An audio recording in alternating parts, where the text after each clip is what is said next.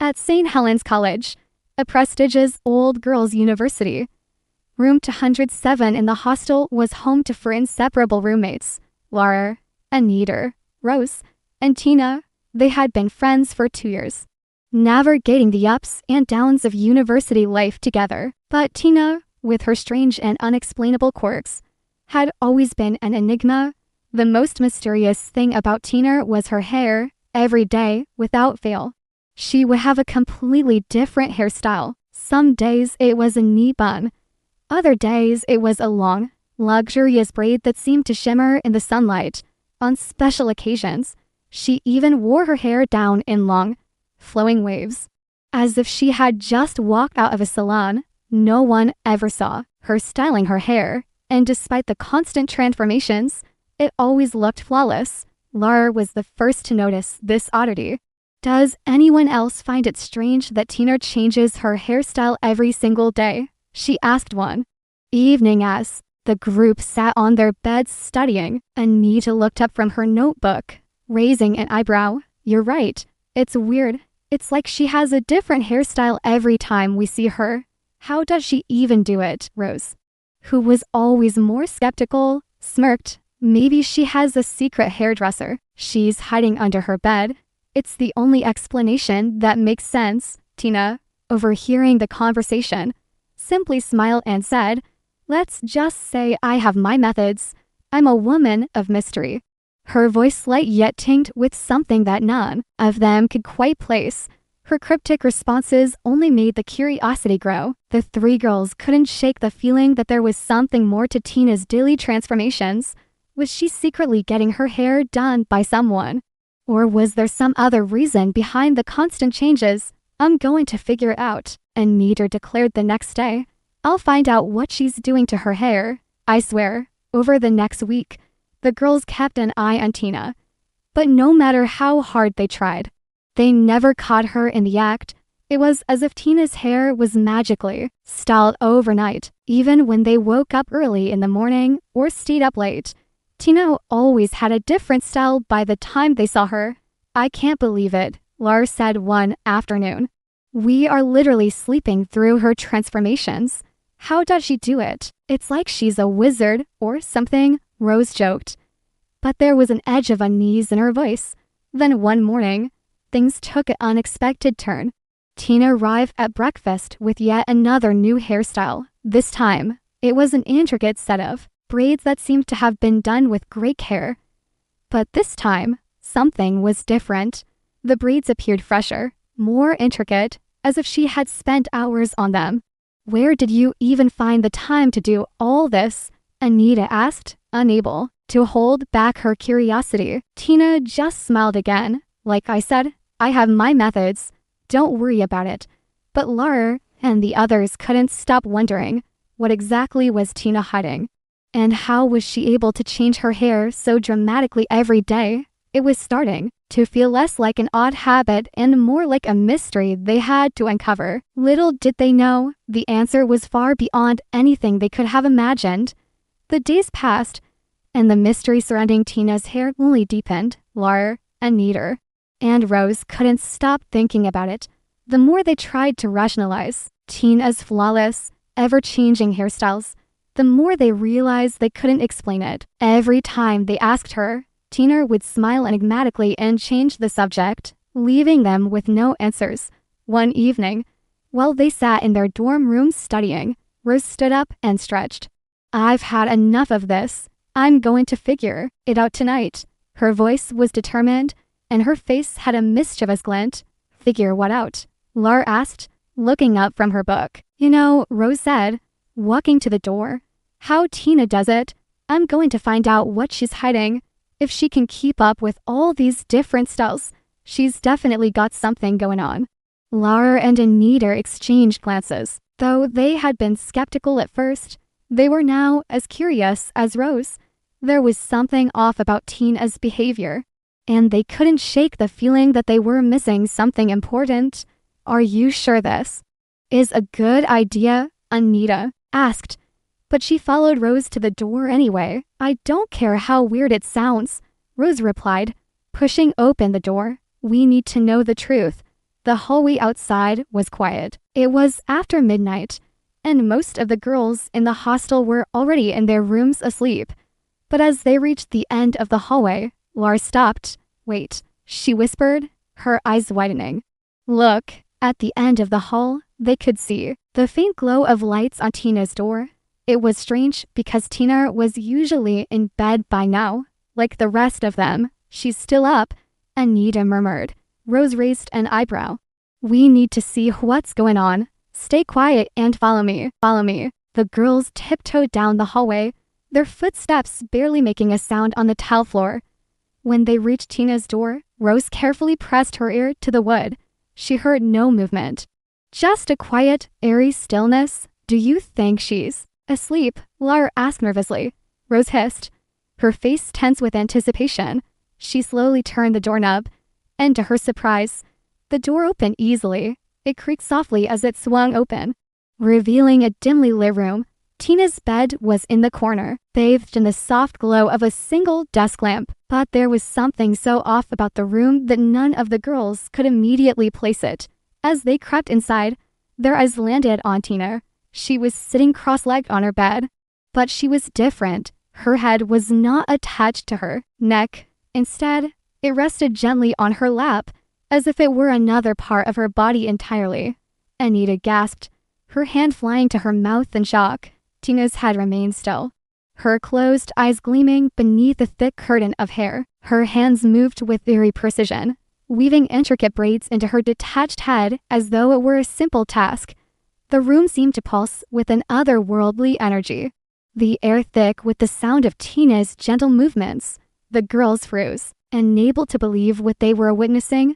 They had been curious, but they had never imagined anything like this. Lara's mind raced. How was this even possible? Was it a trick? But there was no mistaking the fact that Tina's head was no longer part of her body. It was detached, floating in her lap like an object rather than a vital part of her. "Tina," Rose whispered, her voice shaking with disbelief. Tina, as if sensing the presence of her friends, slowly raised her eyes from her lap. Her face was serene, almost peaceful. But there was a strange darkness in her gaze. She smiled faintly, as though this was nothing unusual. "Do you see now?" Tina said softly, her voice echoing in the stillness of the room. "I told you I have my methods." Before the girls could respond, Tina's head gently floated back into place, seamlessly reconnecting with her body as if nothing had happened. She tilted her head, her eyes glinting with something between amusement and pity. The girls stood frozen in shock as Tina casually adjusted her hair, no different than if she had simply styled it with her hands. "I've been hiding this from you for a long time," Tina said, her voice barely above a whisper. "But now you know. I hope you understand." The room was deadly silent. Laura, Anita, and Rose stood frozen in place, their eyes wide with disbelief. Tina sat on her bed, her head now perfectly aligned with her neck, as if nothing out of the ordinary had just transpired. The air felt thick with tension, the sound of each girl's heartbeat pounding in their ears. Anita was the first to break the silence, her voice barely a whisper. "Tina, what was that? How did you do that?" Tina's lips curled into a small, knowing smile, as though she had been expecting this reaction all along. She stood up, slowly, her posture graceful and composed, as if nothing had disturbed her. "I guess it's time to tell you the truth," she said, her voice calm yet heavy with something darker. "What you just saw is a part of who I am. It's not just some parlor trick or illusion. It's a gift or a curse, depending on how you look at it." Laura took a cautious step forward, her mind racing with questions. "A gift you can take your head off?" The words sounded absurd even as she said them, but she couldn't deny the truth of what they had just witnessed. Tina nodded, her gaze distant, as though she were reliving something from the past. "Yes, I can detach my head from my body whenever I want. It's something I've been able to do for as long as I can remember. But it's not something I've ever talked about before." Rose stepped back, Her face pale. Why didn't you tell us? Why? Keep this a secret. Tina sighed, her shoulders slumping for the briefest moment before she straightened again. Because it's not something people understand. People are afraid of what they don't understand. And I didn't want to lose my friends over something so unusual. But you could have trusted us, Anita said, her voice soft but insistent. We're your friends, Tina. We wouldn't judge you. Tina's eyes flickered with a mixture of sadness and guilt. I wasn't worried about judgment. I was worried about what would happen if people found out. This power, it isn't just harmless. There are those who would use it for their own gain. I've had to be careful to hide it. If anyone found out, if the wrong people learned what I could do, they would stop at nothing to control me. The three girls exchanged uneasy glances, the weight of Tina's words sinking in. There was a sinister undertone to her confession, one that made their initial shock feel like nothing compared to the gravity of what she was revealing. This wasn't just about a party trick or a strange talent. This was something far more dangerous. Who are these people? Lara asked, her voice trembling slightly. Who would want to control you like that? Tina's expression darkened, her voice dropping to a low, serious tone. I don't know yet. But I've been watching. I've been careful. There are groups, cults, people who believe they can manipulate others for power. If they find out about me, they'll stop at nothing to take me. Rose, who had been silent until now, spoke up, her eyes narrowing. So you've been hiding your powers this entire time, all because you're afraid of what could happen? Tina nodded. Yes, and I've been trying to live a normal life, hoping they wouldn't notice. But lately, I've been feeling like someone's been watching me. I think they're getting closer. The words hung in the air, chilling the girls to their core. What had started as a seemingly harmless mystery had just unfolded into something far darker. They realized then that Tina wasn't just hiding her powers for her own sake. She was protecting them, too. What should we do? Anita asked, her voice soft but filled with determination. Tina hesitated for a moment, then looked each of them in the eye. For now, nothing. I can't involve you in this. It's too dangerous. You've seen enough to understand the stakes. But I don't want you to get hurt because of me. Lars stepped forward, placing a hand on Tina's shoulder. We're your friends, Tina. We'll stand by you. No matter what. Tina looked at her eyes welling with unshed tears. Thank you, she whispered. But there's more, much more, and I'm afraid it's only just beginning. The days that followed Tina's confession were filled with an eerie sense of unease. Lara, Anita, and Rose couldn't shake the feeling that something was looming. That Tina's powers were not just extraordinary, but dangerous. They tried to go about their daily lives, attending classes and studying together. But their conversations always circled back to what they had witnessed in Tina's room. How could something so unnatural feel so casual to her? And why had it taken so long for Tina to reveal the truth? The morning after their late-night conversation, the girls found themselves seated in their usual spot in the campus cafeteria. Their plates were full of food, but none of them seemed to have an appetite. Tina sat with them, her usual lively demeanor absent, replaced by a quiet, almost distant air. Lara couldn't help but study her. Tina's usual confidence was gone, replaced by an almost fragile quality. It was as if the weight of her secret had finally caught up with her. But she didn't speak of it. Instead, she picked at her food, her eyes flickering nervously to the door every time someone walked by. Rose, sensing the tension, cleared her throat. So, we've been thinking, she began, glancing at Anita and Lara. Maybe it's time we take action. You can't keep hiding, Tina. If there's really a group out there after you, we need to do something. Tina looked up at her, a faint smile tugging at the corner of her lips. I appreciate you all wanting to help, but it's too dangerous. I've been dealing with this on my own for years. You don't understand how powerful they are. Lara leaned forward, her voice low but firm. But we want to understand. We're not leaving you to deal with this alone. If you want us to stay by your sighed, we need to know more. You can't keep us in the dark, Tina. The tension in the air thickened as Tina's eyes flickered round the room. She seemed to be weighing her options, torn between the desire to protect her friends and the need to share her truth. After a long pause, she sighed and nodded. All right, I'll tell you more. But we need to be careful. I can't let anyone else know what's going on. I don't know who can be trusted anymore. Just as Tina spoke those words, the door to the cafeteria swung open, and a tall, slender figure stepped inside. The girl had striking features, sharp cheekbones, dark eyes, and long black hair that cascaded down her back in waves. She looked out of place in the bustling cafeteria, as though she didn't belong in a university setting at all. The moment she entered, Tina tensed visibly, her entire body going rigid.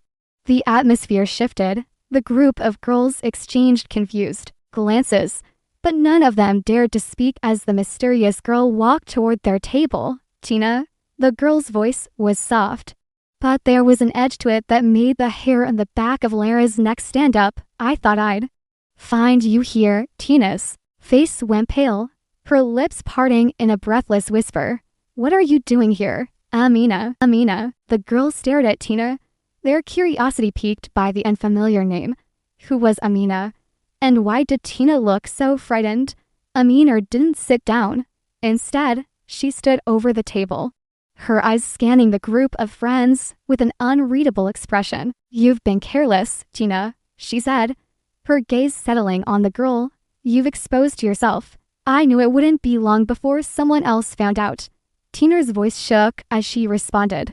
I've done nothing wrong. Why are you here? Amina's lips curled into a sly smile. You've been hiding for too long, but it's time for you to face the truth. Tina, you can't keep running from who you really are. Rose, not understanding the tension in the room, looked between the two women. What do you mean? She asked boldly, trying to piece everything together. Who are you? And why are you threatening our friend? Amina turned her gaze to Rose, her eyes cold and calculating. I'm not threatening her, she said slowly. I'm here to remind her of what she's capable of, and I think you all need to understand something. Tina's powers are not just a gift. They are the key to something much larger. And there are people out there who would do anything to control it. Anita's stomach dropped at Amina's words, and she looked at Tina for an explanation. But Tina's face remained unreadable, her emotions carefully guarded. This isn't over, Amina added ominously. In fact, it's only just begun. And with that, she turned and walked out of the cafeteria, leaving the girls shaken and uncertain about the future. After Amina's visit, the entire day was clouded with uncertainty. The girls couldn't shake the ominous words that lingered in their air. Tina's powers are the key to something much larger. What could that mean? Who were these mysterious people who sought to control her?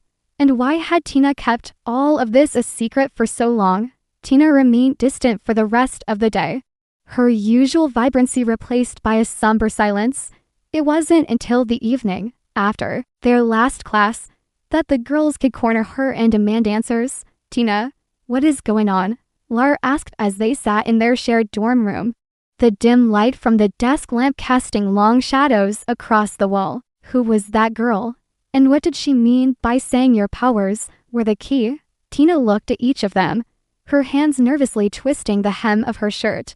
She opened her mouth to speak, but hesitated, as if the weight of her confession was too much to bear. For a long moment, there was nothing but silence. Finally, she spoke, her voice quiet and shaky. Amina, she's part of a group I used to be involved with.